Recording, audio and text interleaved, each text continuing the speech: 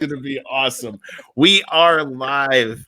This is with I'm here paintball therapy with some of the most colorful personalities I know that live around me in the Minnesota, Wisconsin area. Excuse me.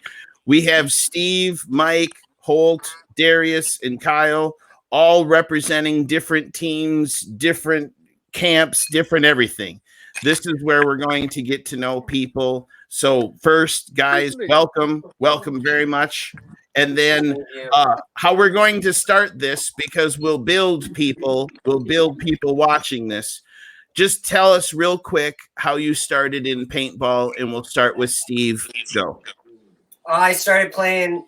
First time I played was a church group in SYO, the hamster bedding field. Yep. And fell in love, and then started playing woods ball at my friend's house and in my yard, and then started playing speedball in 2003, and then took a break, started smoking crack, and all that jazz, and stopped, and now I'm back playing again. Paintball saved my life. Fantastic. How about you, Mike? Mine was freshman year. I think everybody can. Freshman year where? At Partyville High School. So, okay. way back in the little teeny days, 17 years ago. So I've been playing for quite a long time. Like every other kid, first gun was a Gander Mountain Special Spider Pilot. Went out and got it, and we weren't chrono. We were playing in my buddy's backyard, and I got bunkered with his barrel probably about 6 to 8 inches away from my back. I had welts that stuck out about a half inch from my back, and that hooked me. There's something about that just it kept me wanting to come back for more. And ever since then, it's been all uphill. Started chaotic, ran chaotic, merged with vintage, ran with the vintage boys for a while, and family life kind of took over and said, hey, we need to kind of cut back on the driving, and now I'm with the Wisconsin Infamous program. Perfect. Holt, why don't you tell us how you got started? Let's see. So I got started. First, I'm impressed that you got the mute button to work. First time. Yeah. Let's see. So I started. When was that? I think I was probably 12 or 13.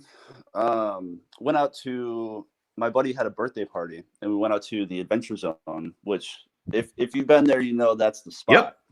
Yep. Rosemont, Minnesota. Shout out. Exactly. Yep. I don't know, played there for a while. That was all fun. That was like my rental days. And then I went over and played at MM Pro, and with the same group of guys that I originally started playing with in like that first birthday bachelor, we went out and started, saw this team out there called Hostile Ground. We're like, oh shit, that's cool. Maybe get into it. We made our first team, took dead last in the D4, D5, whatever. You know what I mean? We're all like 13, 14. So I started playing with them for a bit. I played with Hostile Ground after that, after talking to Chris Noddings. And that was like the tip of the iceberg for like my age, I think, because that dude taught me basically everything I know. And I don't really know. I don't know how to go with that. But yeah. So I went. Well, that's a good. Ground, and we ended up merging with Aerosol Factory, and that turned paintball from like fun, kind of serious, to like not fun at all, 100% serious. If you fuck up, it's like Dolly's camp, but not as bad. In the sense of like, if you fuck up, you're gonna hear about it and learn about it. So that happened. I quit paintball for about 2 years after that, or a year or two, and then I went out and started playing with the vintage guys. We were around for like 3 or 4 years, and then that died down, and I'm back with House of Ground now. Perfect. We'll touch more on that, definitely. How about you, Darius? How did you get started? Groupon, man, believe it or not. Groupon. Me personally, the way I started paintball was, I was in a state of mind where I was kind of going through some things, not really like socializing with people, and I was on Groupon and I found paintball at Vintage, and I went out, tried it, fell in love with it, and was just like thrilled with it. And I'm just like paintball junkie. I started playing with, Steve, Mike, Holt, David Blanco. Obviously we had Tholi as the camp organization. And pretty much, man, I've only been playing for less than 2 years. So Right. not big, not too much, a heavy story behind it, but that was my starting point for, paintball. Never played any woods ball or anything. I finally seen these guys playing and practicing at Vintage for, I believe it was VPS number 3. Mhm. First time I seen some airball, and like when I seen it, I fell in love with it. I wanted to try it. So later on, at the end of the season, I went to air assault and pretty much joined the Vintage camp and went from there. So. And now today I'm with House to Ground, so we'll fill in more to that story later Yeah, on. for sure. Dirt, give me the truth, brother. Oh, hang on a second. Hang on. I gotta help you. Give us the truth. Now you're on. All right, so I first started playing when I think I was like 10 or 11. A buddy of mine, I grew up in Wyoming, so there was this place called the Attic, and we went there for a birthday party, and everybody was rocking like Tippmann Pro carbines. That was like before the '98, and we played a game called Rabbit, and like I was one of the rabbits, and I sat in there and waited for all these guys to fucking come out of nowhere and come get me, and I was hooked after that. So I kept playing. I ended up getting a PGP by Sheridan. It's a pretty old Yep. gun. Yep. Ended Pistol. up getting one of those, and then me and my brother just played in the yard all the time, and then we ended up playing in a tournament back with the old school like JT rockets and the big ass JT bunker in the center, and that was like in the bottom of the attic. So we ended up playing there, and then I moved to Minnesota, and I met up with you, Brad Gruitt, and got mixed up with you and your guys, and after that got like super hooked. That was back when you had GDX paintball and all that. Yep. Yep. And we would actually go to your place, grab paint, and then we would take it to this. It was super sketchy, mind you. Like so we would take our paint and go to this place called Captain Dodd Park, and it was like literally a park. And all these guys were playing like on this woods trail where like there were bikers and all kinds of shit. And I'm like, you guys can't be playing out here. Like this is so sketch. Like you're gonna shoot somebody, you know. So, there was a clearing right next to that. We ended up playing in there for a while, and then I jumped on Henchman with a group of my guys called Malice. I made this little random team called Malice, and we played some of the Annandale youth tournaments, and I got super hooked after that. Then my sister had some stuff going on in Cali, so I moved out to California, and I ended up playing at Midway and Davis Paintball, owned by Micah from the old Excessive, and got like really into it. Then moved back to Minnesota, and that was when you had your stuff going on in Chicago and all that. So I just kind of merged in with your guys. That's how I met Matt Flaggy. Started playing at M Pro. And the Played a whole. VP. Yep. Played a VPS with those guys. I think it was me, Flaggy, Mini, Slugger, a couple other guys. And Played that Slugger with comes them. from the Vintage camp, so there's all Yep. these connections. Yeah, and then after that team kind of disbanded. Kyle, sorry, that wasn't a VPS though, wasn't that in Colorado? So the Colorado tournament actually got canceled. I went out there for the tournament. The tournament got canceled and ended up not playing. So I took a little break there, and then a buddy of mine got back from the military. Some shit happened. Long story short, I ended up getting stabbed in the face, curb stomped. I took a long break from paintball, and then as I was healing, I hit Brad back up, and he's like, "Yo, come back out and play. I got this and this going on." And that's when I hopped on with like Steve McGuire from Faction and started playing with those guys. And then that team imploded, and Chris Noddings ended up walking up to me at MN Pro while I was in a practice with those guys, and he's like, "Hey man, you want to come play with us?" I'm like, "No, sorry, like I'm loyal to these guys." After that team imploded, Chris dropped his Thinking Out Loud video, and I related to it a lot, so I ended up jumping on with him, and I've been with Hostile Ground ever since. That's awesome. That's awesome. Well, what we were talking about before we went live was kind of like the current state of paintball, because the common thread that we all share here is the NXL and the NXL format. Now, I know that Kyle, Darius, well, all of us, Steve was the only one who was not in Vegas, correct? Steve, you were not in Vegas, correct?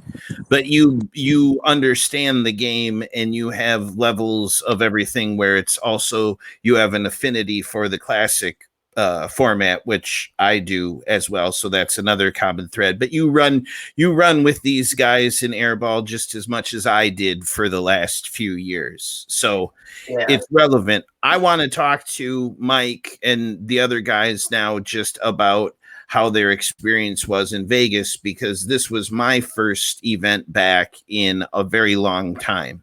So I have no way to measure it. So please let me know how you guys thought it went. We'll start with Mike. Do you want like the venue itself and the event, or do you want my personal team's experience? Right. They're two completely different things. Correct. From like the venue, how the layout was, how the reffing was, how everything was. We can start there, because if we don't win, we don't finish how we want to, and that's our programming. So I think that's everything. Honestly, I thought the venue was really nice. Vegas is always a great venue, and it has been for the last several years. A lot of the playing fields that we play on are level there. And I think that's probably the only event that we can really say that for out of the full series.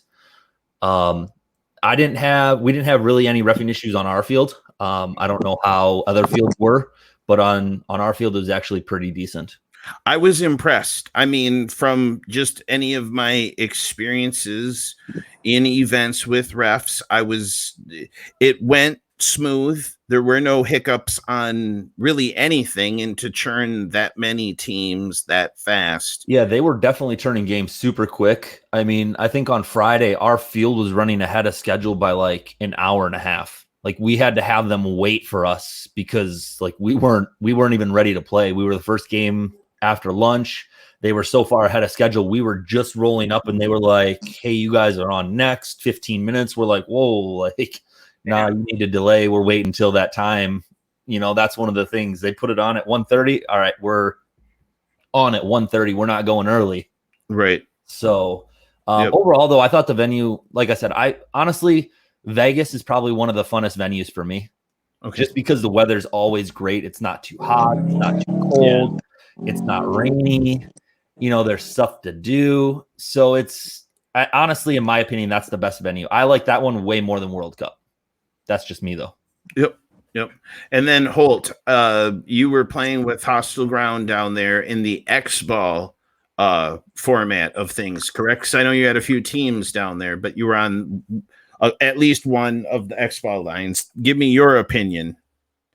Yeah, it was good. I mean, it's always something when you go to these national X-Ball tournaments, because I mean, you have to understand that nothing is also going to be perfect. Like all the fields are very flat. That is very true, 100%. With that being said, they're very flat, filled with lots of rocks and dirt. Yep. And then, you go from playing, on one field where the layouts, all the layouts are technically the same. Right. But, they're not all perfect. Bunkers will be moved in different, and then we have refs. Like, I think one of the games, Kyle Rush was like shooting, and somebody that was dead was like trying to walk past him, and so he stopped shooting, and the ref was like, yo, next time he does that, just keep shooting and let him walk through it. And then literally the next point after, like, they got an overshooting penalty because they did the same thing. Yeah.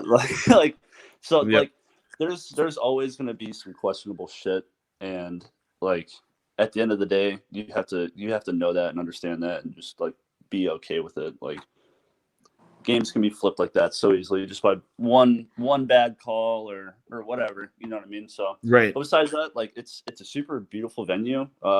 This year is my first time going there 21, so that was really exciting. Yeah. I think I like World Cup a lot more than Vegas, but Vegas is definitely a great venue. Yep. Darius, you played on in the 5-man division of things. So why don't you give me your opinion on that? Well, obviously, this would have been my third national tournament. First tournament actually playing like 5-man and not 10-man, pretty much. So just the experience of just being at the event was a good experience for me. Instead of just being local and playing local, I pretty much felt this that we did pretty good. Regardless of the fact of where we placed. As a team, we are still growing and trying to figure things out. Who needs to be placed here and who needs to be placed there. Right. You know, but the only thing you could do is just go out and do your job. And I felt this that I went out and for sure did my job. Yep. And just watching the other teams, with Ryan Holt and Rush, just seeing the X ball experience of it, it just makes me want to thrive more to be on that line with those guys. Right. And try to bring home these medals. So overall for the event, it was a lot of people. Like Mike. You got Hank, Jonah. It was just more of like, okay, now we're going to go. See the family now from Minnesota. So it was overall, like I said, it was a great experience for me. Seeing just different players, different talent. People that I see online all the time. So I mean, and we still got work to do, man. So Right. Always keep working. And that's the thing is, even though you've only been in the game, the guys around you welcome you in and try to build you up. And that's really the kind of culture that we need to do, is bring people up as players. So, hey, Dirt, how did you like Vegas, all things considered? I had a great time in Vegas.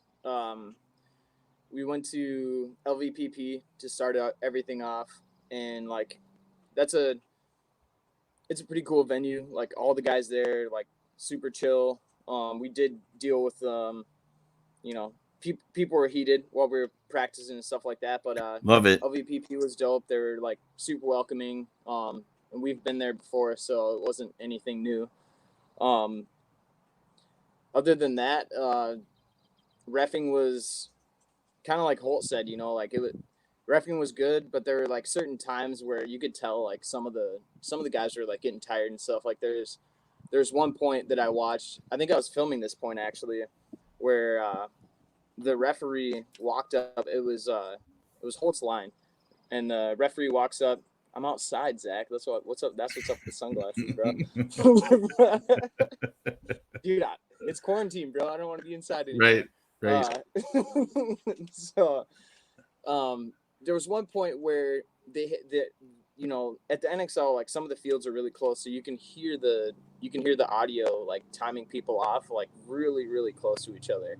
And I think at this point it was like 1 second off, and you had this ref who was standing next to these guys, and all of a sudden he runs over to the side, and he throws his squeegee like he's about to call the game, and all of a sudden you hear a buzzer, and Holt pulls up and he shoots his first ball across the field, fucking cyclops to some guy, and the ref looks at him and he's like, "What's going on? Like, what are you doing?" And he's like, "You threw your hands up, like you threw your squeegee, you threw your hands up." And I think they still had like 5-6 seconds left before the game started. But other than that, touching back on the whole like the overshooting thing, like there were certain things that were annoying, but all in all, I had a great time. The day one paint shot great. Second day, everybody was having paint problems. I don't know, and it didn't have to do with like the markers. It was,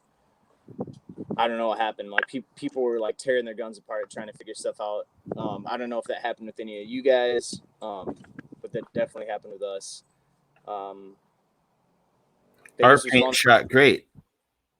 Okay. Okay. All right. Hashtag pro tip.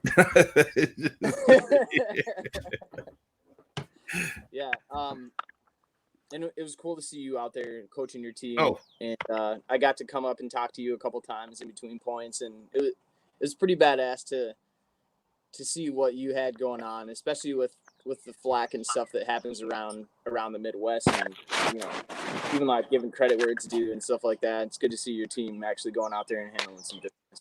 I appreciate it, and it's the Midwest. If we don't give each other grief, then we don't respect each other, and I understand that. That's just how it is. So there's much love there, and that's where I'm actually going to turn the corner and let the lunatics run the asylum, and now talk amongst yourselves about topics that I know you guys want to talk about, because there was shade being thrown when we were signing in. So, but the thing is what I respect the most about all you guys is that at that base level, we want to bring each other up. We want to make each other better.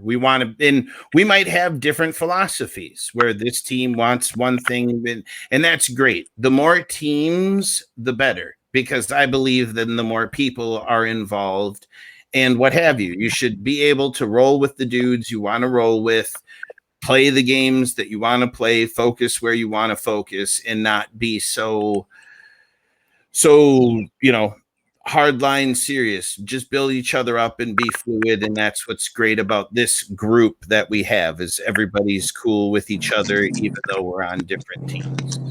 So that's cool. Does anybody have anything that they want to say or wanted to say or address anything? Because now's the time we can open that, because there's some creepers out there and I see them. So all right, so can you hear me?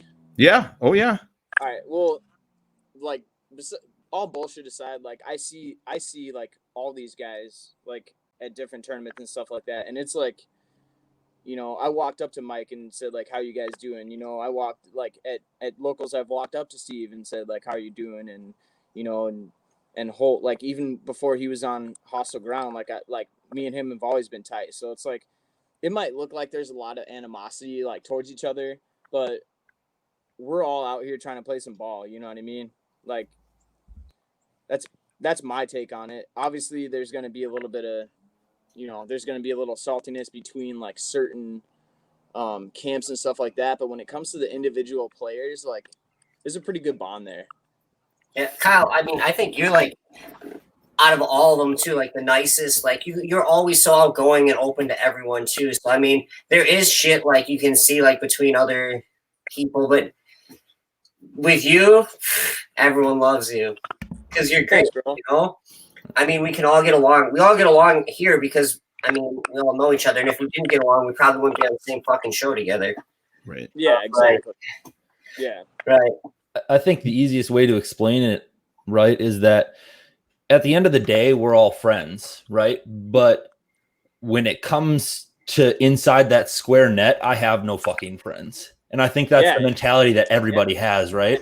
100%. If Holt is on the other side, you better believe that makes me want to come and run him down and put more into his fucking head than I would have if we were at practice or something. And that's just the way, and that's the way Steve thinks. That's the way Kyle thinks. That's the way Darius thinks. And I think that's why we play this game too. Right. But 100%. as soon as the buzzer's done and we come outside the nets, cool, man. It's all love. We're all friends. We're all family. Let's go grab a beer. I mean, at the end of the day, like, we're all here for the same shit, and like, I think all the hate that builds up is like, it's all on the field. We all want to be the best. You know what I mean? Like, dude, standing left to me, I want to be better than you. I want to smash your fucking face in during the game. Right. So, like, after that, at the end of the day, we're all here for the same thing. You know what I mean? Like, we're all, So I mean, I think it's the mentality of wanting to be the best and wanting to train the best and right. And you know, like win. Holt and Rush, they know for me all the time. We practice with each other. I tell them, bro, once my gun touched this gate, you're a fucking op. Like, like I'm trying to kill you, you know, until the point is over. Once we get outside the net, then we're buddies, you know. Outside of paintball, we're buddies, you know. But it's a brother bond, you know. But like you said, like Jose, you know, I want to be better than the next person that's next to me. You know, I want to take his spot. You know, he wants to take my spot. So at the end of the day, it's still you're competing against your brothers, you know. So I mean, like I said, I done took beatings from all these guys. So I done got the worst of the worst neck shots, ran down, you know, Steve, Mike, Holt, and Russ, you know. So it makes me want to go back and do it to them as well, you know. So it's just like it definitely takes it to play competitive airball at this level. And I say competitive because in some of the other guests that I had, they consider big games competitive, which it's true. They're competing, one side competing with the other. So I clarify it now with saying airball or X-ball format. It really appeals to a specific type of person who's just on the edge of enjoying pain and enjoying dealing out pain, especially to dudes that they like. And that's interesting because you really want to, yes, when I'm on the other side of the field, I want to put it on who's ever against me. Yeah. And sometimes it's the best feeling, and you two bring each other even up more because of that. You know, because if I'm playing against a guy who I don't know, I already know I'm better than that guy. Even though I don't know him, I'm better than that guy. If I line up with some of you guys, then it's like, okay, this might get a little spicy. And I enjoy that. I enjoy that. Yeah. Yeah. It's what drives us. Who let's go with you, Steve. One of the things that you do is you like competitive paintball. You're also a realtor, correct? How do you balance the paintball in professional life? It's tough because I mean paintball is on the weekend. I'm supposed to be doing open houses, but all in all, I can do it during the week, real estate, but I'm just not doing open houses when I'm playing paintballs when it comes down to it. Or try to do it one day or the other. And I also work with special needs kids at a school, so I do that. Kind of right now, but not really. Everything's fucking changed, right? That's what I love to hear is like, what is everyone doing right now? I mean, I know Holt and Kyle, you guys are working. Because we see Holt's fucking Snapchats of you guys not working. They're working. Yeah, working. Racing RC cars around the fucking warehouse. RC cars and paintball guns. That's all it is around here. It's like, We still get work done. Yeah, okay. Yeah, but we're doing a service to the medical industry right now. Yeah, right. Yeah. I don't know. It's at the real estate thing, it's just I don't know. I can write it off too because I got my sign at the field, that vintage. So like, it's all a write off. You know? Right. That's a perfect thing. Yeah. And Mike, are you working or are you quarantined at home now? I'm working. Last week I worked at the elementary school doing emergency childcare, which is kind of shitty, but it is what it is. And then I'm still doing real estate, virtual stuff. I just had a closing Friday, and then I got a double here coming up, but it has slowed down on my end, but I think it's all what you make it. It's just a lot of people don't want to sell their houses. Right. But I got Lance Leonard calling people for me. He's a madman at that, so I think the shit around. Lance. Dude, he's just as good at calling people as he is at paintball when he was in his prime. Yep. I miss Lance. Good for you for helping out the kids, man. Yep. Right. Well, thank you. Yeah. Cool. That's cool that you're out there doing Mike, that for real. How about you? Quarantine status right now, my man. And that's you're in Wisconsin. Whereabouts in Wisconsin are you? Yeah, so I'm about 20 minutes away from the Wisconsin Dells. So, okay. And I was coming up to Vintage. It was about a 3-hour hike, and Hank's about 45 minutes from me, so it was a 4-hour hike for him. And Dusty, how Yeah. fucking far is Dusty? Dusty's all the Yeah, way over by 5 hours. Milwaukee and Plymouth. And Right. he's Dude, when we went there, five we and a went half. there that one time. That was fucked. We're like, oh my god, he's nuts. Yeah, dude, 5.5 hours one way. I Yep. know. We're like, Wow. fuck me. Yeah. That's dedication right there. Yep. Now you said something, Mike, that I didn't know, so I'm going to take it down this path. You're close to Wisconsin Dells, so you know where Linden Station is. In Mhm. Linden Station, there's a field called Stalker. I know that it's still there because I talked to Mike. I know I knew the owners from way back when. Yep. Because I'd go there as a kid. Have you ever played at Stalker? I have. I did a bachelor party at Stalker. Oh, fantastic. Mike there's some issues within that family. We're not going to touch on that. Yeah. And I think Mike doesn't do open play anymore. I think he Correct. only is there for like bachelor parties and Yep. stuff like that. Yep. When we talked, because I mean, I was 16, 17 Sure. when I was going down there, and I've kept in touch with them. You know, that means like every 5 to 7 to 10 years, You're right. you know, Yep. calling up and saying, "Hey, how's it going?" It's just one of those things because it was a pilgrimage for us where it was, 2.5 hours, and Yeah. you know, the like the most recent I think was in about 04, 05 when we played down there. Yeah, I think I did a bachelor there. I think it was either 2011 or 2012 that I did a Oh, wow. bachelor party there. Wonderful. But he kind of only does that whole bachelor party mentality now. Private Yep. groups. He still has the land. Yep. The signage is still there. Yep. So it's the old Stalker feel. Right. It's just not as busy now. Yep. Yep. But thinking of that, if you go a little bit further north, by Mauston and the Castle Rock area, there's a new field that's opening up there. Oh, So, really? Yep. Oh, very cool. Yep. Very I'll cool. hit you up with those details.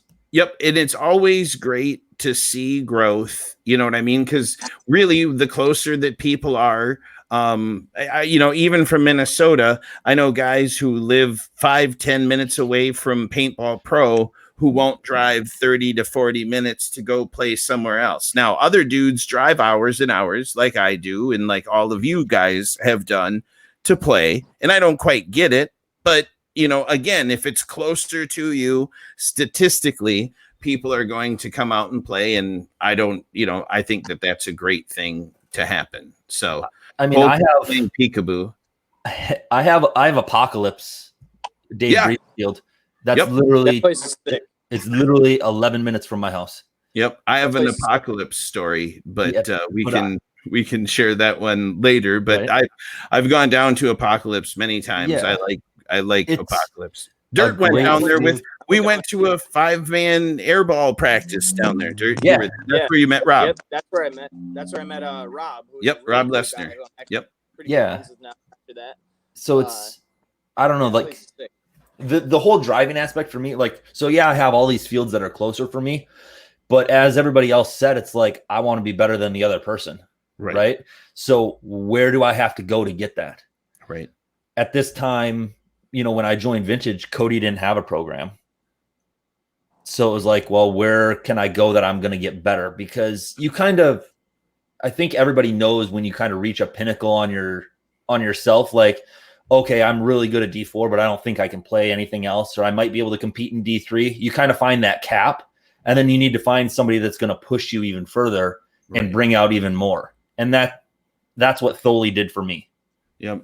And some people, and here's one of the other directions, is some people are completely content playing recreational ball in their geographic location in staying in that. I don't have a problem with those people at all. I don't think anybody should. Right. It's a great thing it grows to do. into sport, Yeah, Yep. And you're the out guys playing, who- you're having fun, you're creating bonds, like you're slinging It paint, grows- and that's what should matter. Like it doesn't matter if you're woods ball, if you're, rec ball, if you're airball, if you're Mag competitive, big games, mag fed, it's Except all the airsoft. same. As long as you're shooting paint, Yeah. that's all that matters. Yeah. Except for airsoft. Steve's throwing shade at airsoft. Fuck airsoft. Sorry, airsoft guys. Steve's like, Airsoft You guys, hurts, and bro. I those don't people care what ruin it anybody for says. themselves. Yo, airsoft fucking hurts, man. It's terrible. And then the people, I don't know. But I remember when we played out at, what was that? Like, I don't remember anything. I know nothing. Nothing. No, go ahead. Yes.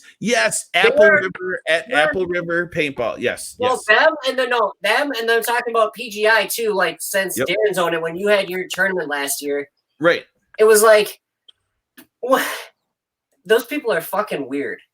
Well, it's also a perspective. Now, you might not understand that perspective, because now to put it into my context, from a field owner's perspective, I completely get it. I went out to Baldwin when there was like 12 inches of snow and there was like 50 to 75 cars. And I'm like, this is when I first came back to Minnesota, moved from Colorado here. I'm like, gosh, 75 cars out in the snow. Paintball players here got tough all of a sudden. And then I'm like looking and it's like, they're shooting plastic. Right. It's all military dudes running around here. Right. Their teeth knocked out. Right. Mind you, I remember at that Twin Cities Classic that you held, like I walked around and we were mixing in with airsoft players. We weren't necessarily playing with them. Right. But we were in the pits with them. And I remember walking up on a guy and being like, holy shit, dude. Like, you guys do not fuck around. Like, everything you guys have looks so real. He's like, yeah, hold this. This feels exactly like a fully loaded weapon. Yeah, and I asked him, I was like, hey, is that a real gun? Like, what do you think? It's like, oh. Right. Like, you want to find out? Like, right. Yeah. And that's the same way down here, though, too. Like, Dave's big games at Apocalypse for Airsoft will pull 600, 700, 800 people. Yeah. Like you drive by, like when I used to work for Spectrum and I would drive by on like a Saturday and he'd be holding like a 2-day big game. Do you have cars lined up like going towards the interstate? They're parking across the parking lot in the gas station parking lot, in the trucker parking lot. Right. And there's tents everywhere. People are camping out around the lake and you're like, what the fuck is going on? Right.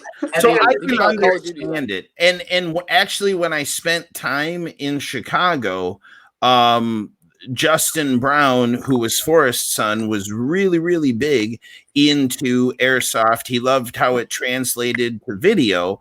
And I get that. You know, from a video standpoint, it has a lot of those things, and a lot of those players are like a big game scenario kind of players, but their scenario is more military based. It's more that's how they want to feel. You know, they want to have a sidearm. They want to have it. I understand it. It's not my jam. You know, I've played it. I've played a big game with tanks and all that stuff, and I was confused, but I was also running around playing it like you would paintball. So, as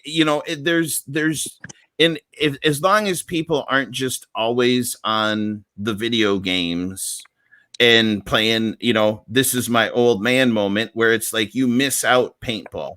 This forced break that we're having now, fucking game all you want, chat all you want, do whatever. I'm not going to be doing these things on Saturdays and Sundays because I'm going to be out playing.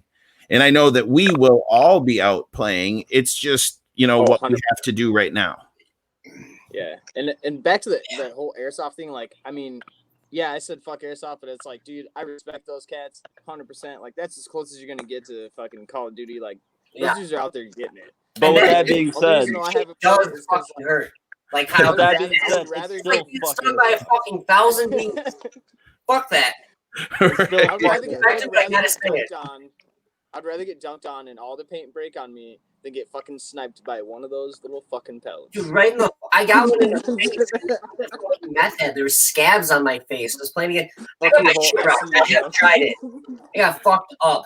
Were you there, Kyle, when we were doing, and you might have even been there too, Steve. I don't think any of the other guys. Holt might have played the event, but he wasn't there for practice before.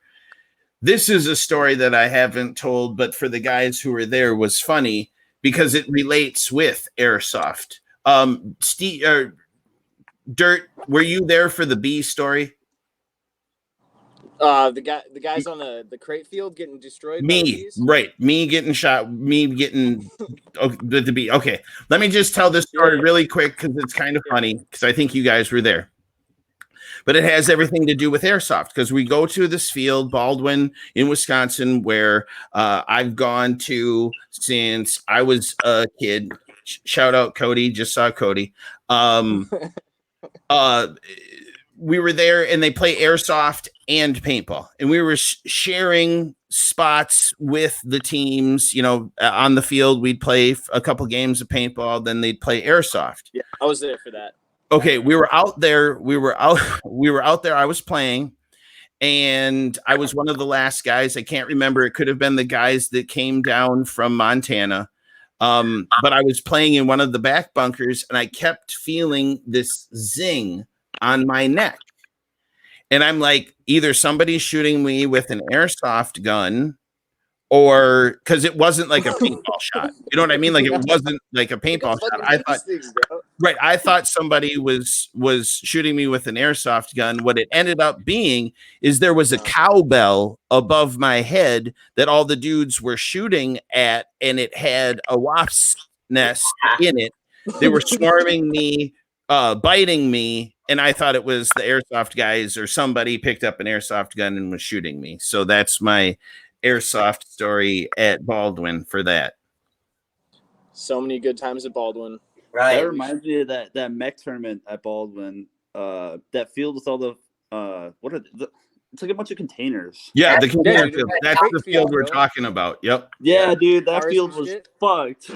That field was insane. I was surprised. When we had it on how many people, because we voted in the finals, whoever the finals teams were, we voted on what field we wanted to play because we had a fun woods ball field, we had a big old school airball field, and we had the container field.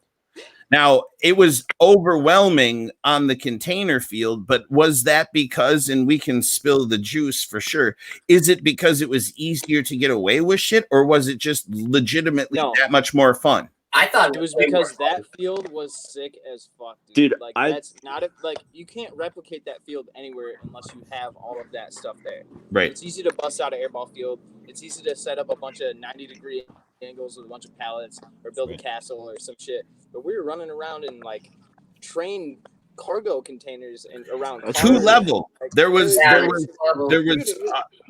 elevated level that some dudes played. Yeah, it was literally.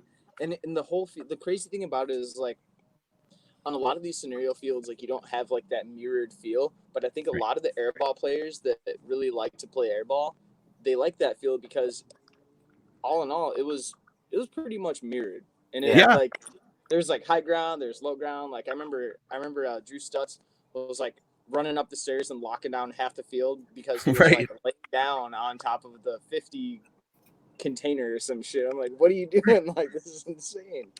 Right.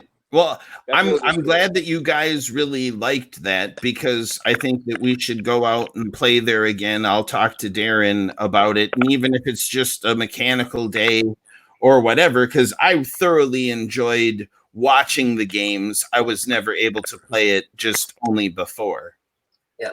I hope Aaron can have that Twin Cities Classic as well. And Mike, the hyperball. Guys up there if we can all play together and shit. And Hope can't play with us, but that's cool. Do you like the classic stuff, Mike? Since you've been so long in the tooth. Oh yeah, dude. I love the tubes, man. Hyperball tubes, Dave.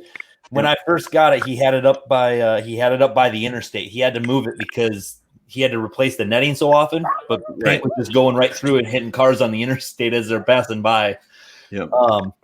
But they actually at Apocalypse they just built a brand new hyperball field. Right. So that's really, that's awesome. The one up in Mauston, Brad, you didn't hear it from me. Wink, wink. Fight Club.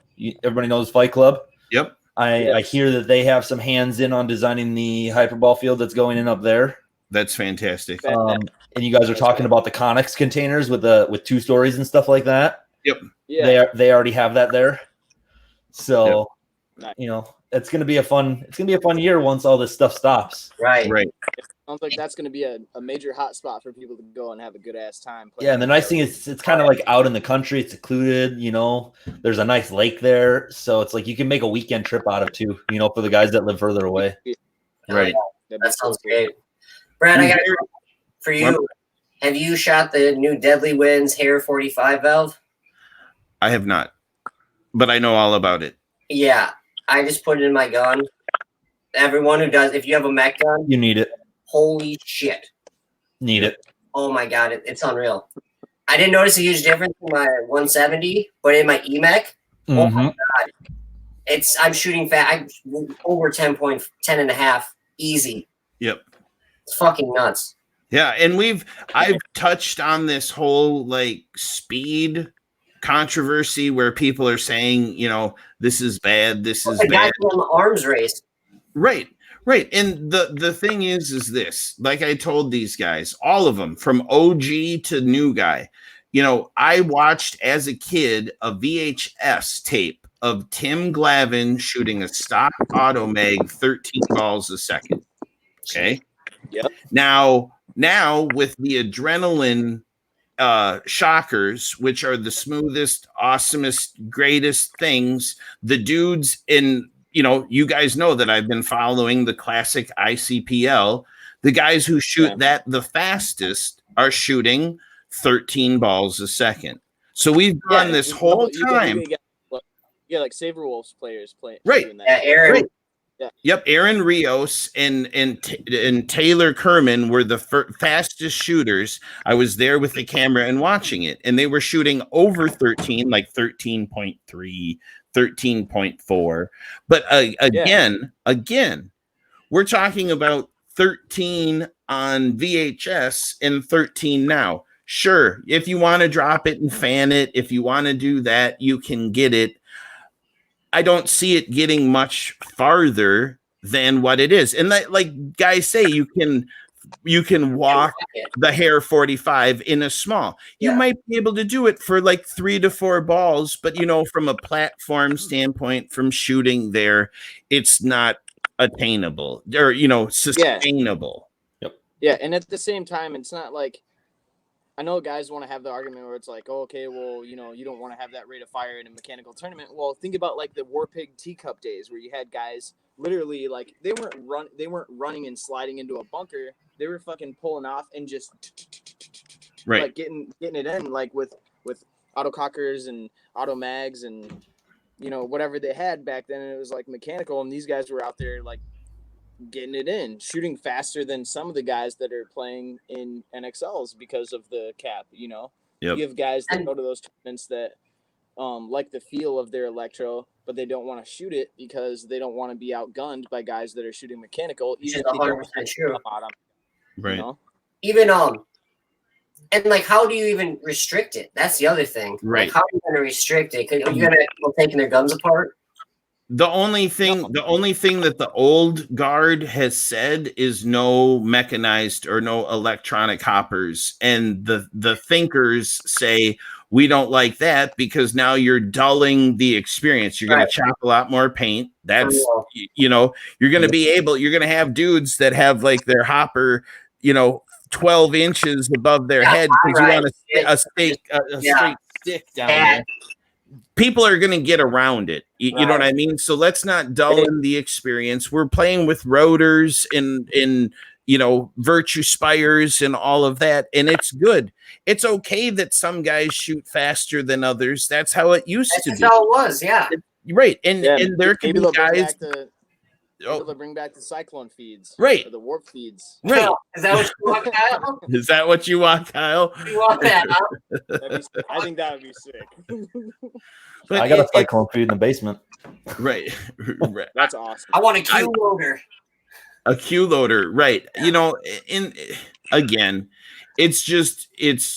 I love that people are playing paintball. I love the classic format because if you're old, if you're slow, even if you're young and you're fast, it's the larger fields and the slower guns on average make it more fun, more playable for everyone. You can get uber competitive, or you can be relaxed but still have that vibe and that feel. And the one thing that we're not talking about is kind of like the family reunion vibe, because you're there all day. You play a game every hour, hour and a half. Then you chill with some friends. You talk to some the whole dudes, time, hanging out, having a beer. Grill up some dogs, fucking Right. chill out. Right. That's, And that's what I want to introduce to my guys, because my guys have been so focused on the NXL, the grind, where it's like this 10-man stuff. They're like, where'd you come from, dude? well, it's You like, know what I mean? it's like when we used to play, Kyle. Like, you know what I'm talking about too. Like back in the day, like polar bears and shit. Like, fuck, we Yeah. used to have fun. Like, and you know, you get drunk, fucking smoke a little weed, like have a good time. Everyone's having fun. And like NXL, you know, granted, it is what it is. It's a fucking job, is what it is. And like, it's serious fucking shit. It's nice to have like this lax, like, oh fuck, this is Yeah. fun. Because I mean, to each their own, right, Mike? Because Mike, you love that fucking hard push. Like, I'm gonna fucking, you know, Yep. that work. And for me, Yeah. it's just it gets old. You get burned out, I I think. think what it comes I think what it comes down to is like, you know, like I love the grind too, you know, like on Mike's other things, like I love the grind too, but and that's a job, but at the same time, like you can always have like a team building exercise with your company and your job, you know. And that, I think that's where the whole like thing what you're talking about, Steve, is like, you know, back then at Polar Bears it was like everybody gets it in, and then all of a sudden at the end of the day you got like a massive pellet fire and a big barbecue and everybody's mixing in and having a good time, and then the next day everybody wakes up early and it's game on again, you know. And there's a time, like you say, Brad, like you always say, like, you know, there's a time and a place for everything, but when it comes to the grind, that's the grind. When it comes to like a team building exercise or hanging out with your boys and getting out there and mingling with each other, that's a different thing. But I think that it's good to have both, for sure. I think if the game doesn't become fun for you anymore, that's where you need to just take a step away from it and see, okay, what changed to make this not fun for me anymore? And how do I make it fun? And how do I revert back to it? It's like I figured it out when it's a hyperball. I was like, it's fucking fun again, and that's what I did. It was a fucking job, and it was just burnt out. Yep. And you don't want to leave. Like, nobody really wants to leave. You really fucking can't. Like, if you can't. If you step away, you're coming back. You're being pulled back in. If you play one more time, you're gonna fucking play again. Like, so, like, I know people that will not go out and play paintball again because they know if they do, they're gonna get hooked. Right. I mean, what's his name from Vintage that just came back? Josh Moreland. Well, he fucked his knee up. Yeah, he stepped away from that, but it's like as soon as he put a gun in his hand again. Yeah. Like that fool was there every single weekend. He's hitting me up. Hey man, you're coming this weekend, right? Hey man, you're coming this weekend, right? Yeah. Oh, dude. No, I'm not coming. I'm not coming. I like to compare it to like skateboarding or something like that, you know.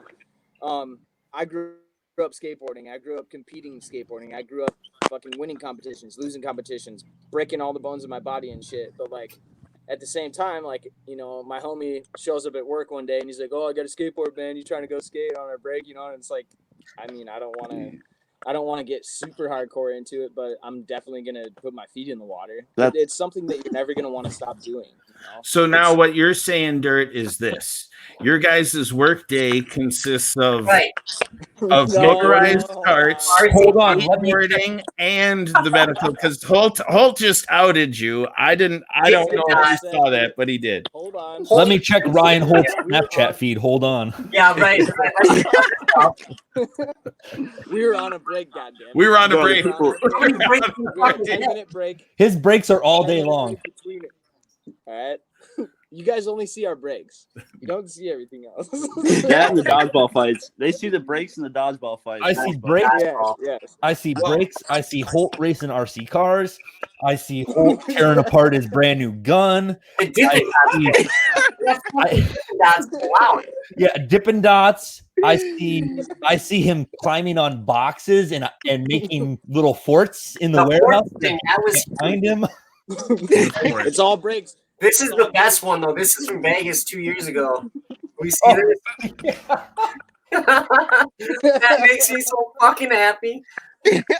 He loves the ice cream. Bro, the Bro, ice I love how they pull through like this armored ice cream Fucking ice truck, bro. Bro, that truck was so sketchy. Dude, look I didn't even care. Yo, I saw that video. It looked like twisted metal. There's like there's metal over the windows and Right. you're jumping up and Like down. literally the saying, like, sketchiest thing he had. jumping, like 5 feet in the air. He had the Fucking bomb ice shit cream. though.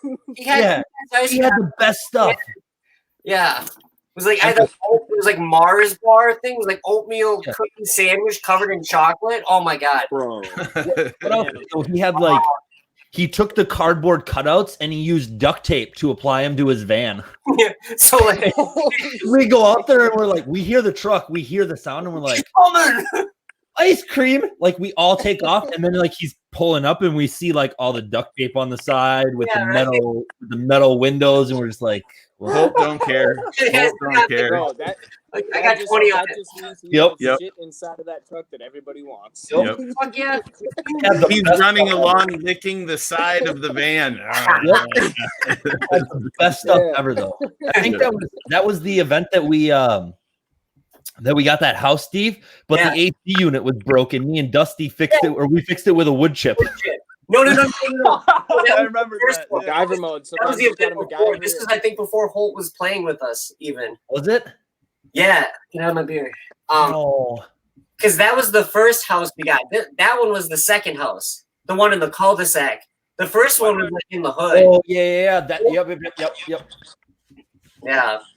Yo, But I mean, there's so many like great experiences that you have with your teammates, Right. and it's not, it's stuff that I'll always look back on and be like, damn, I rode with those dudes.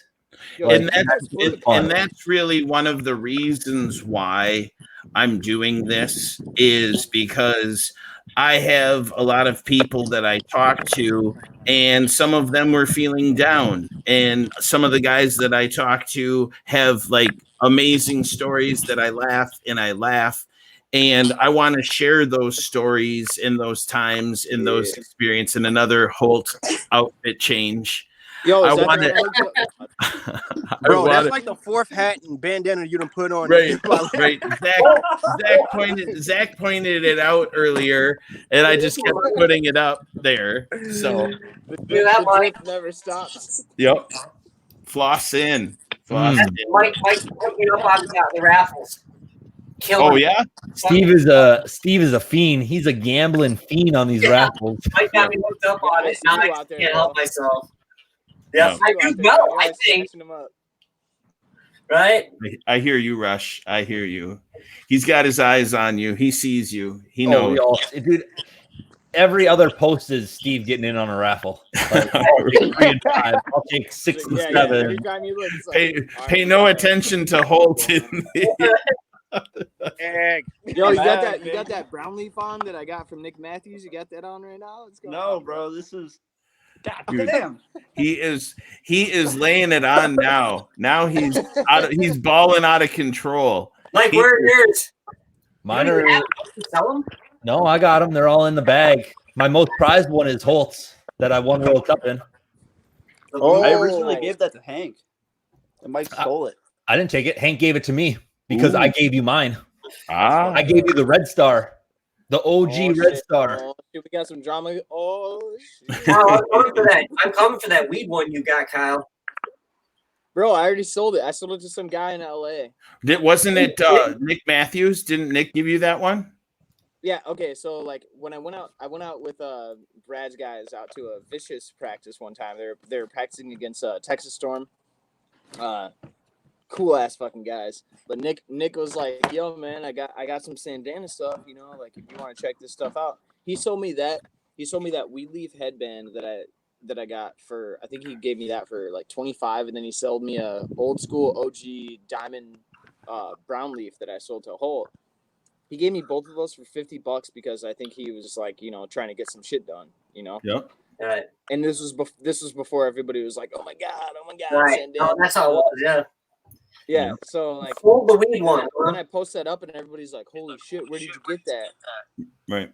And Yeah, I sold it to a guy in LA for like $150, and then he sent me a screenshot of him wearing it, and he was like surrounded by fucking buds. Like, Yeah. he's like, yo, he's like, this shit matches my whole collection. I got this, and then I got your headband right here.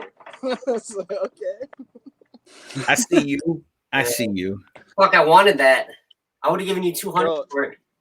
I'm sorry, man. You hear that Yo, guy so out in you LA? that. You hear it. Yeah, I'm sure he's like, oh fuck yeah, $800. Yeah, Right. guy in LA. If you want to sell that, hit up Steve Bauer. Yeah, right. Yep. Steve's your guy. Well, hey guys, what I want to do is first thank all of you for showing up. I know Mike isn't here, but he might be in earshot of us because we're not stopping. But I'm just saying what I'd like to do is have you guys have a chance to shout out your team, people who've helped you get to where you are. I do this with all my episodes. So it's just one of those things where a lot of people like to see where you come from, how you got there, and where you're going. So Steve, tell us what, how you got here and where you're going and what who shout out anyone. Right on. It'd probably be just people. Teams change, people stay the same. We all have love for them. First one is Kyle Weber. The man taught me how to play. He's the shit. Name drop. Oh yeah. Kyle, we're gonna name drop a couple. Fucking Pat Shelton, Shorty. He's probably not watching this. I don't know where he went. Dan Norcross, my best friend Mason, Tony Sharon, and vintage Aaron Slugger, Lucas Edgar. Yep. Great people. Oh hell yeah. Yeah, so all of them. I mean, vintage. I love playing with you guys on House of Ground. Air Assault. It's great. It's what it is. Mike, did you hear what we were capping off with? I just wanted to give you a chance to thank anyone or plug your field or anything that you got going on, because I know it's the Wisconsin Infamous thing. You'll be back with those guys when we do a Wisconsin Infamous episode. So is there anything that you want to cover now? Yeah, no, I guess the biggest thing is just, a huge shout out to the guys that stood behind me and pushed me, and gave me the opportunity to kind of mold and become the player I am. So really, first off, Dave Breed, owner of Apocalypse Paintball, for sponsoring a brand new team that had no paintball experience. We were just a bunch of friends that formed a team with Chaotic, and we kind of took it for a ride, and it was fun. Right. The guys that I used to play with at Apocalypse that kind of molded me, some old former pro players, with Nick Scar from the family way back in the day. Yep. That fool used to shoot me in the head so many fucking times. And I just kept coming. I wanted more. Right. Wanted more. And he was happy to oblige. Oh, 100%. 100%. And that's the way you get better. You seek out the person that's better than you and say, all right, I'm gonna go fuck with that. Yep. And you keep messing with it until you beat them constantly, and then you find the next person. Yep. Okay, who's better than me now? And then you take them down. And you kind of do, that running routine. Right. But Nick Scar, Brian Conrad, I'm sure you know him, Brad. Yep. Paul Widener, all those dudes, Tholey at Vintage, Steve. I mean, shit, Holt's younger than me, but I learned stuff from Holt all the time. Yeah. I used to be a front snake player way in the back in the day. And then when I came to Tholey's program in Vintage, he's like, yeah, we're going to use you as a rocket because you're fast. And then I was like, okay. And then he threw me in the Doritos, and I'm like, oh, this shit's new. Yeah. But now, and it just makes you a more versatile player, right? Yeah. I won't get into like sponsors and stuff like that because this is just not an infamous thing. But all those dudes that come before me, they've helped mold me. And I can't thank them enough. I know there's a ton of people that I'm forgetting, but those are the dudes that I see on the regular, like every weekend. There's times where I just don't want to go to practice, and I'll just go to Apocalypse to mess around, to make sure stuff is still fun for me. And I'll go there and I'll see those guys shooting their mechanicals, and it's like, all right, this is fun. Yep. Those Fight Club dudes come out mechanical on airball. They'll come out with mechanicals. They did a 3-man event. They played mechanical that whole event. Yep. And they took second. Right. Oh yeah, it's legit. It's legit for Yeah. sure. They lost, I think, two pros, if I remember. Like Kurzawa and Cody were running with Reed in that 3-man. Right. But they were hanging with them the whole time. Yep. You know, it's like, if they would have had mech gun or not mech guns, would they have won? Who knows? You know, you never know. Right. Time But they'll for- live and die with those shock tech guns and guns that they have, those mech guns that they have. Brian will never get rid of his purple to silver fade cocker ever. I could offer that dude 10,000, even $1 million, and he'd say no, I don't want it. My favorite that gun since I first started playing paintball. My favorite Brian moment was when they came up to the classic event that we had in Baldwin, and we were shooting pink paint.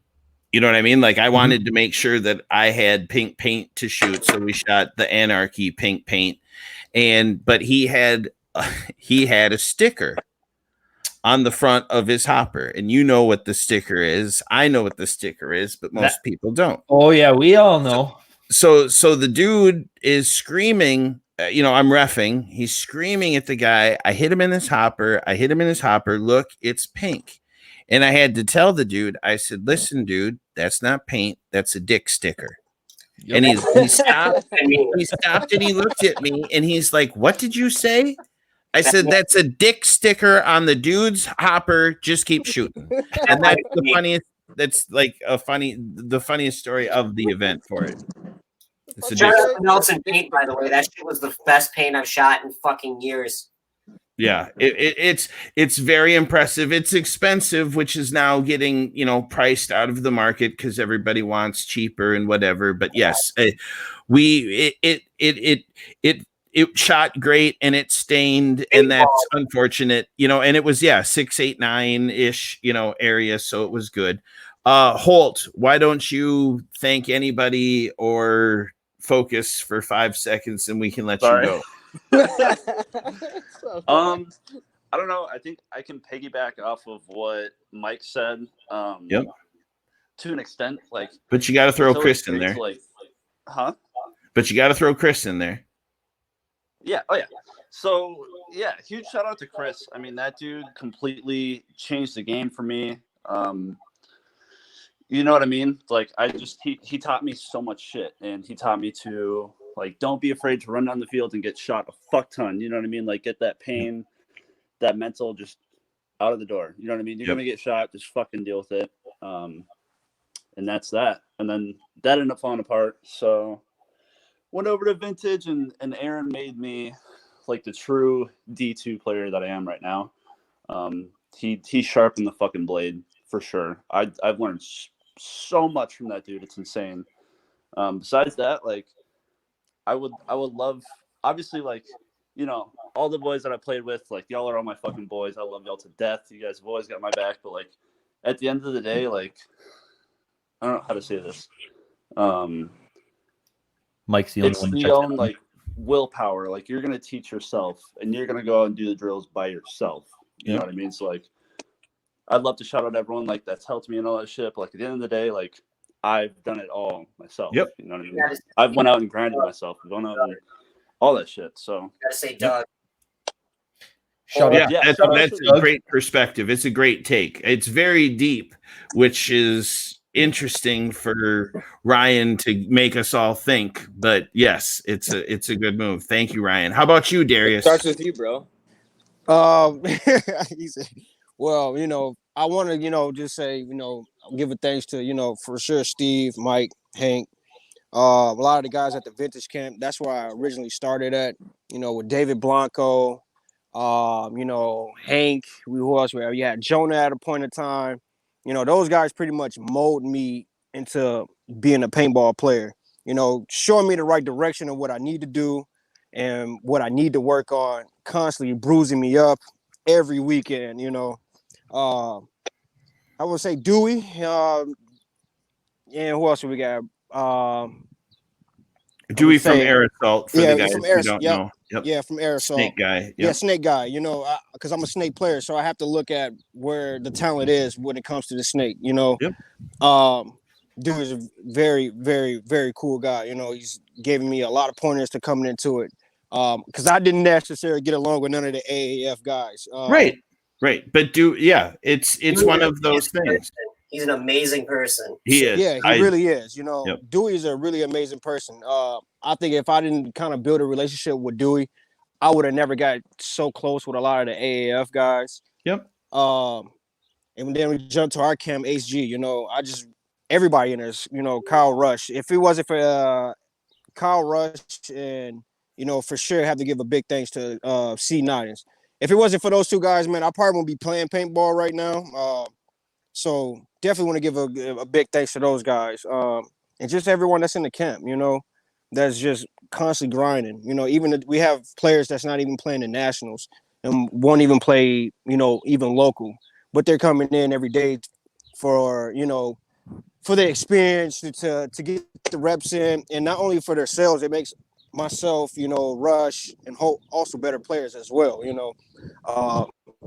And Brad, yourself, man, you're fucking awesome, bro. Like, I appreciate it. You're always there for it to give the opinion or some type of option if people are looking for it. And a lot of times you don't get that, And so I definitely want to give you a big shout out and thanks for that, man. Yep, I appreciate it. Yeah, I think we all agree, Brad, and like it's finally coming around, like you said when we had dinner that last time. Like it's gonna fucking be real, and it's fucking happened, and that's what. Yeah, it is. I feel that it is, and I hate it. I hate it to be about me because that's when people say, you're too big, you're into yourself. The whole thing is this.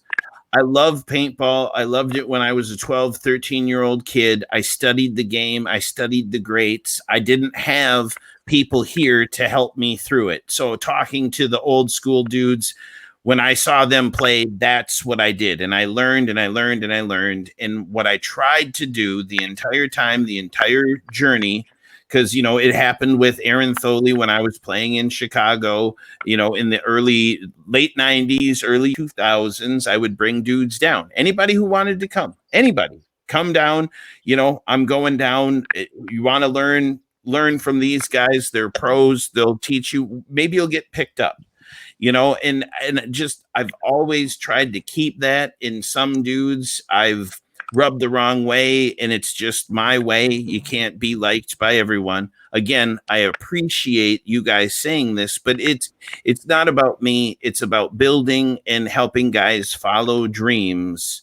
And if your dream was to be a good paintball player, I wanted to put you in front of the guys who at least could give you a look. And that's my motivation and always has been.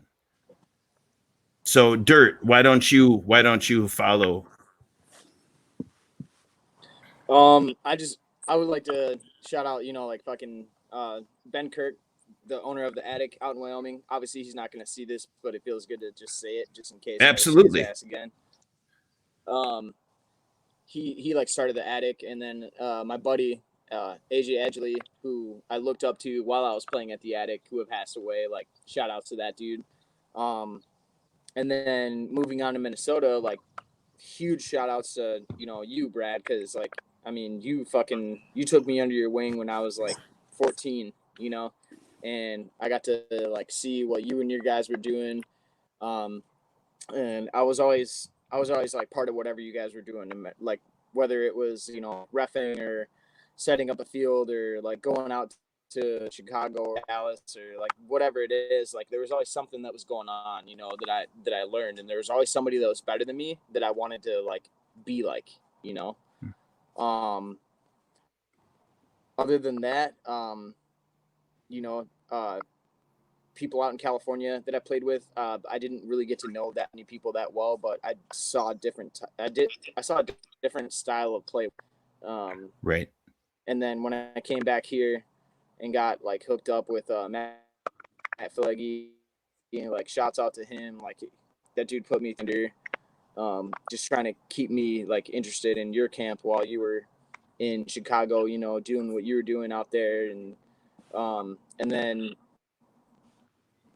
most of all, like right now, like where I'm at right now, I'd say like huge shout outs to Chris Noddings, because if it wasn't for Chris, like I wouldn't be playing right now, Right. I think it's great. I think it's great what you guys are doing. Yeah, like so like I was working at like Ultimate Events for a while, like for probably 5 years, and like I didn't really have time to play ball, you know. And he saw me and he's like, "Hey man, like why don't you come play for us, you know?" And so um I ended up meeting up with him, playing with those guys at a practice that they had before one of their nationals, and he's like, "Are you going to be able to make it to this one?" And I'm like, "I don't think so, bro. Like we have so much stuff going on." He's like, "Well, you know, why don't you think about working for me, you know, this and that." And it ended up being one of those situations where I had like an interview with him while we were in Vegas, like playing a tournament. And I started playing with him, and he was like, "You know what? Like, you're going to be able to play as much paintball as you want, and you're still going to be able to work at the same time." So I met up with all these dudes, and like everyone's like super chill. There's certain guys on the team that are more hungry than others, but even the guys that aren't as hungry, like there's a spot for them too. So Right. like it's a pretty deep camp, and it's cool to be part of a camp where um, everybody has a place, and you're never gonna be the best player. You know what I'm saying? There's always gonna be somebody that's like a little bit better than you, and you want to take their fucking spot, and the dude sees that, and I think that's really cool.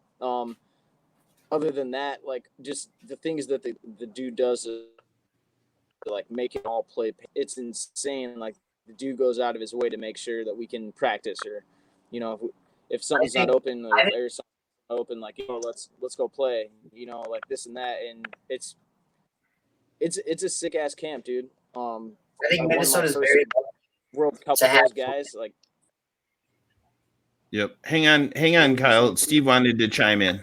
I was just saying, I think Minnesota's very lucky to have someone like him, and to be able to have a camp like that. Right. Fuck, that's it's a very rare and special thing.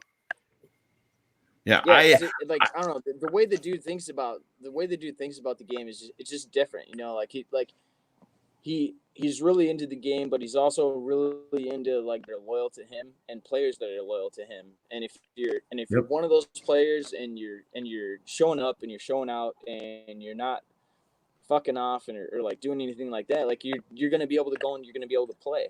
And I've ever wanted was to like play as much tournament paintball as I possibly could, and like that dude makes it possible. And so Well, that guy. I hope that having you guys on will, you know, encourage Chris to come on and do an all HG or even an HG air assault thing, because we all have common bonds. You know, he was playing for the semi-pro hostile or air assault line, so he has all of these connections. Chris and I go back to when, you know, Kyle, when you were in the store. I was telling that story to another guy that, you know, Chris came in to my store when I owned it in the early 2000s. So I met Chris when he was young, and to see him, you know, stay with the game and evolve and go to the highest reaches that a Minnesota player can do, and now he's giving back with the team. It's a great story, and it's a great thing, and a lot of you guys are experiencing that, and that's what I've always said. I've always said that. Yeah, and another thing is just like big shout out to like all the players from all the other teams, because like, I mean, it's like I said earlier, it's one thing to have all these rivalries and all this shit going on, but it's a whole different animal to like be able to step on a field, whether we're at Airsoft or Vintage or Annandale or FOD or wherever we're at, you know, Apocalypse, wherever it is, like to be able to step on the field, look across the field, and be like, I know what that guy's gonna do, or maybe I don't know what he's gonna do, and then have like a crazy game, and then be able to step off the field and be like, yeah, fuck you, bro, but you're good shit. Like, good to see you type shit. Like, shout out to all you guys for actually being personable and being competitive, but being able to grow the sport and make this like a camaraderie like we have it right now. Because if it wasn't for that, none of us would be doing this shit right now. Yep, I agree. The one person that nobody thanked, and I think I'll step out and I'll do it, and this is just from me personally, is Brent.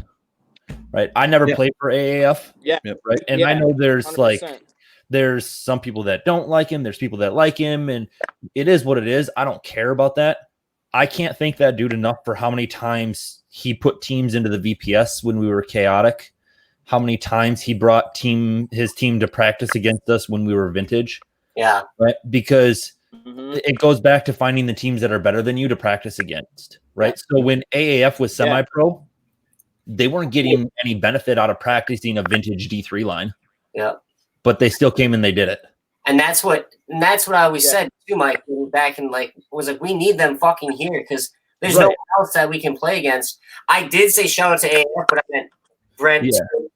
Yep. Like specifically Brent for getting those dudes to come out. I couldn't have played the ICPL if it wasn't for him. He fucking reached out to me, and he's been nothing but nice all the time, even when our teams are shitty against each other, even before vintage. Yeah, some rough times with them, but yeah. DK's a good dude, man. Like, on the field, he's kept me super chill. Like, there've been so many times where like I'm about to jump up and go and doing some really fucking dumb shit, and he'd be like, "Yo, Rush, play smart," and play smart. There's times off the field where I've had like plenty of laps with that guy, and he pushes his guys like, super fucking hard. A lot of guys have like their beef with him or whatever, but like BK's a fucking good dude, man. Like he's an OG on the field and off the field. He's an OG for sure. So, shout out to him too. Can I explain my reasoning? I've had good times with him. No, you can't hold. No. Nope.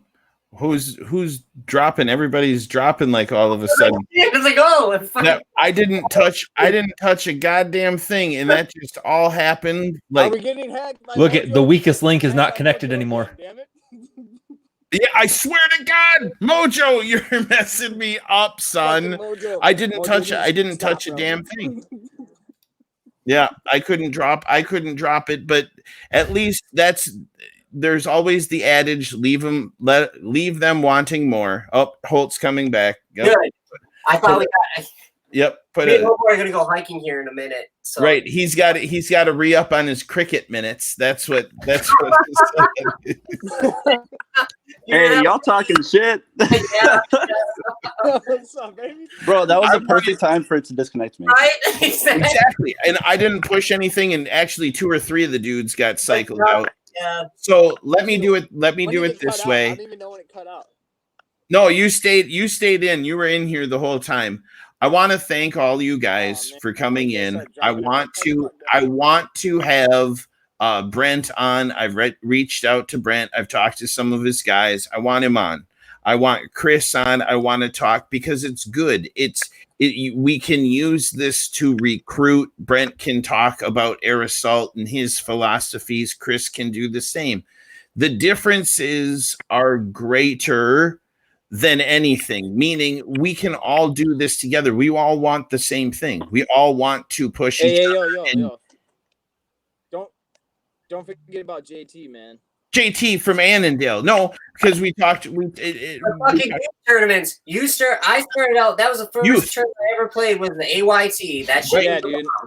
Yeah, I'd like to get. I ever played in Minnesota was the AYT. And add Aaron in there too. Add Foley. Yeah, Aaron. Yeah. I think I'd love to have all of them. I'd love to have all of them.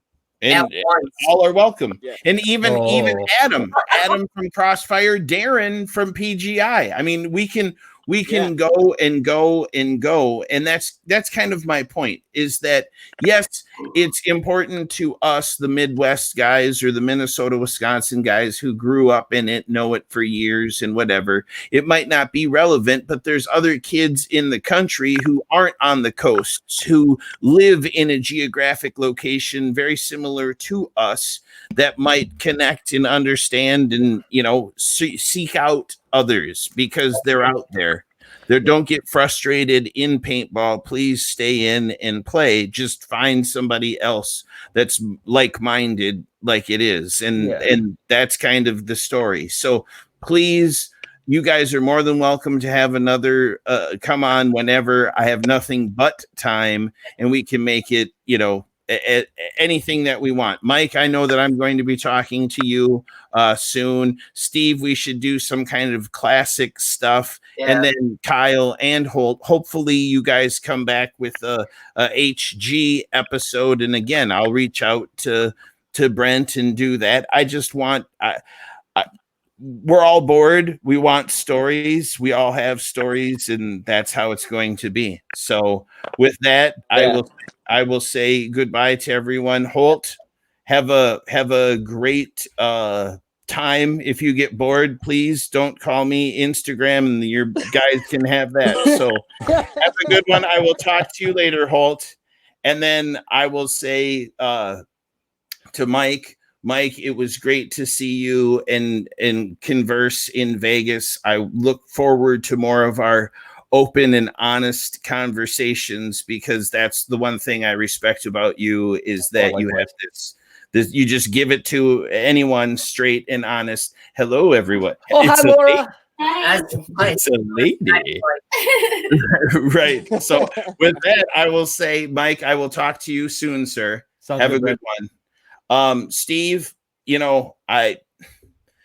we've gone back a long time, bro. I appreciate your honesty and your openness and everything that you do. I love your passion for the game, and that's why we get along so well. So if there's anything that I can do, please get some of the old guys back that you talked about, because all those dudes I'd love to hear from again. For real. Hear some of the old stories. So please touch base with them and get back with me, because I ain't got nothing to do. My daughter's gone. I want to talk paintball. I love it. So again, I appreciate it, bro. Thank you very much. Thanks, Brad. We appreciate it. Yep. Thank you, sir. Take it easy, brother. Well, you're not getting away from me that easy, bro. It's just me and you. What's up? It's just me What's and going you. on, brother? So nothing. I want to say I'm very, very proud of the man that you've become, because we spend a lot of time together, and just watching you play always makes me happy. And it's one of those things, whether you play on my team or not, it's just that I respect you. I respect your game, and anything that I can ever do, that I'll do for you. Well, but it's special. Man. It's special with you. So I just wanted to let you know that I appreciate it. Brother. Well, it's just because of love. That's it. I don't want anything except for when you shine to be there and just be like, I've been with this dude for 10, 15, 20 years now. It's getting on to. So it's good. Yep. Thank you very much. Please bring Chris and any of the other guys that want to. I know that it's a huge crew, so there's 15 to 20, but I'll talk to the guys and see what I can do, man. Yep. But thanks again for having me on, and anytime for everything you've done for me, brother. I appreciate it. Thank you, sir. Thank you. All right, take it easy, brother. Peace. That was just a bunch of Minnesota, Wisconsin guys that I've grown up with, respect a lot of, regardless of what teams they come from. Another shout out, like I said, Aerosol, Brent, Thrilla, if you want to come on, please come on. Aaron, Tholey, you're more than welcome. Let us know what's going on. Chris Noddings as well, JT from Annandale, Darren, Adam from Crossfire. I know that the Superior guys I'm talking to this week, so we'll catch up with those guys. I just want to welcome everybody and say thank you to them and to the people who are interested in this area of paintball. Have a wonderful day, and there's going to be more broadcasts coming soon.